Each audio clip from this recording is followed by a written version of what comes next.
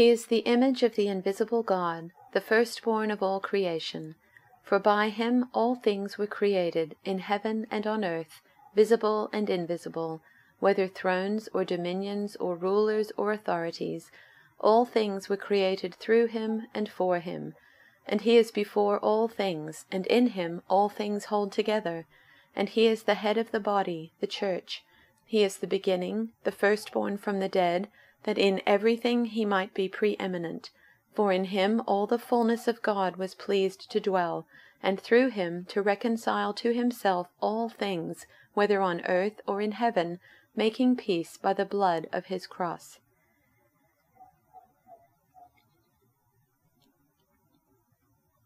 He is the image of the invisible God, the firstborn of all creation.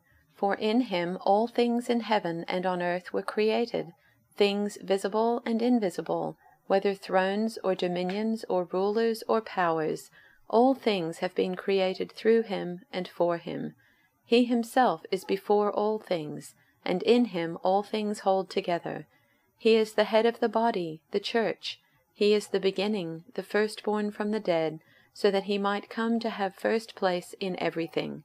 For in him all the fullness of God was pleased to dwell, and through him God was pleased to reconcile to himself all things, whether on earth or in heaven, by making peace through the blood of his cross.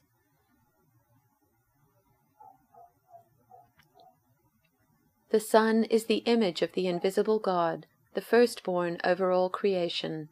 For in him all things were created, things in heaven and on earth, visible and invisible, whether thrones or powers or rulers or authorities. All things have been created through him and for him. He is before all things, and in him all things hold together. And he is the head of the body, the church. He is the beginning and the firstborn from among the dead, so that in everything he might have the supremacy. For God was pleased to have all his fullness dwell in him, and through him to reconcile to himself all things, whether things on earth or things in heaven, by making peace through his blood shed on the cross.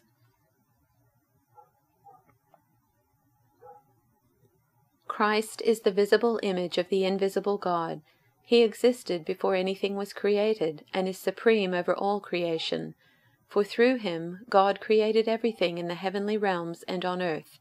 He made the things we can see and the things we can't see, such as thrones, kingdoms, rulers, and authorities in the unseen world. Everything was created through him and for him. He existed before anything else, and he holds all creation together. Christ is also the head of the church, which is his body. He is the beginning, supreme over all who rise from the dead. So he is first in everything. For God in all his fullness was pleased to live in Christ, and through him God reconciled everything to himself. He made peace with everything in heaven and on earth by means of Christ's blood on the cross.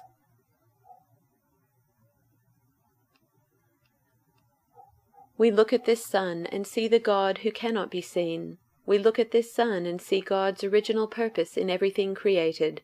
For everything, absolutely everything, above and below, visible and invisible, rank after rank after rank of angels, everything got started in him and finds its purpose in him. He was there before any of it came into existence, and holds it all together right up to this moment. And when it comes to the church, he organizes and holds it together, like a head does a body. He was supreme in the beginning, and, leading the resurrection parade, he is supreme in the end. From beginning to end he's there, towering far above everything, everyone. So spacious is he, so roomy, that everything of God finds its proper place in him without crowding. Not only that, but all the broken and dislocated pieces of the universe, people and things, animals and atoms, get properly fixed and fit together in vibrant harmonies, all because of his death, his blood that poured down from the cross.